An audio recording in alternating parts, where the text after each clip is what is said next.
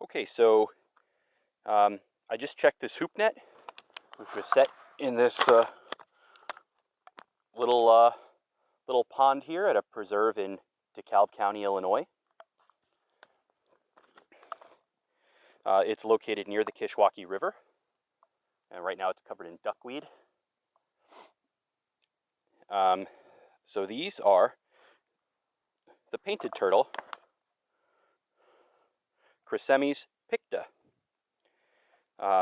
This is probably the most common native turtle in eastern North America. You can find this habitat generalist in almost any body of water, river, stream, pond, marsh, any body of fresh water, that is. In this portion of the country, Illinois, we're going to see this olive-colored shell with often a vertical red or orange line running down the carapace, which is this top shell. Then on the belly, which is the ventral shell, the ventral shell is called the plastron.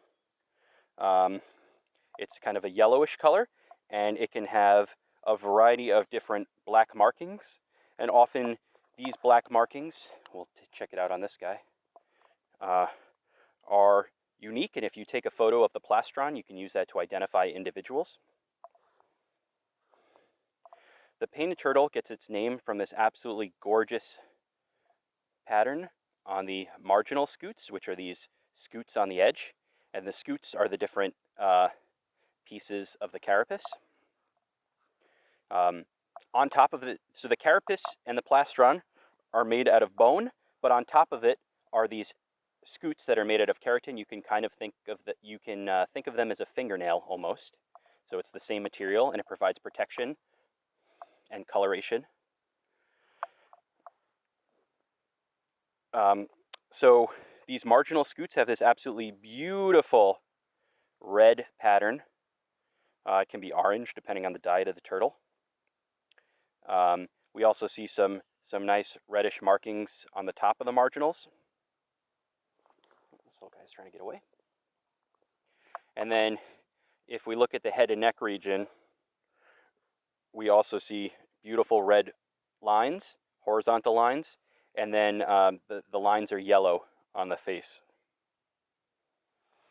If we look at the claws, painted turtles like to bite. So you can see that there are very long front claws on this dude, and so that tells me he's a male.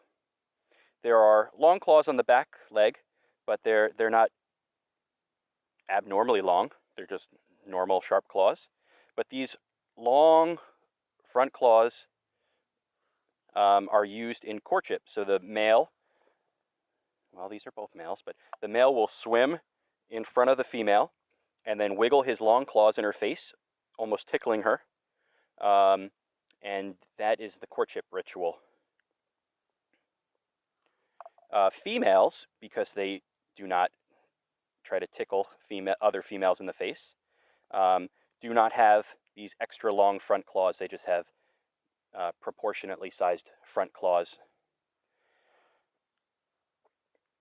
There is some really interesting research being done on the sexual weaponry of painted turtles by folks up in Ontario. And I will provide a link in the description because it's fascinating work. And basically it shows that there are alternate reproductive strategies, and some of the males will get hyper aggressive and will use violence to coerce females into mating. Really fascinating stuff, worth a read.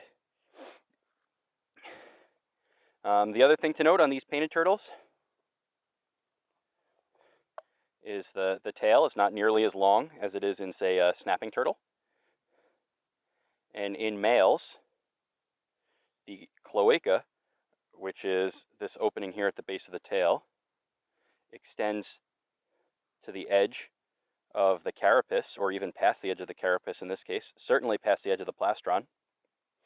Whereas in females, the tail will be much shorter and will not be nearly, will have more of a gradual taper. Whereas you can see the penis is set inside the base of the tail in males. This little one is making a break for it. So these are both males. Look at the long claws. And even though this one's smaller, you can really see how far the cloaca extends past the edge of the carapace there. So this is an adult male. Even though it's quite small, this is about the size they start reaching sexual maturity, but then they'll keep growing. Females reach a larger maximum size, and so usually you'll see females this size or larger, but this is about as big as males get. Females reach larger sizes, probably because there's evolutionary pressure selecting for that, as larger females lay more eggs, and the more eggs a female is able to lay, the better her chance of passing her genes on. And so what's very cool here is if you compare the anterior edge of the carapaces on both of these dudes, you can see that this one looks like it's almost sharp and serrated, whereas this one is quite smooth. And so go ahead and read that link description on the new discoveries in the mating habits of painted turtles to learn more about that. All right, I'm going to let these two beautiful painted turtles go.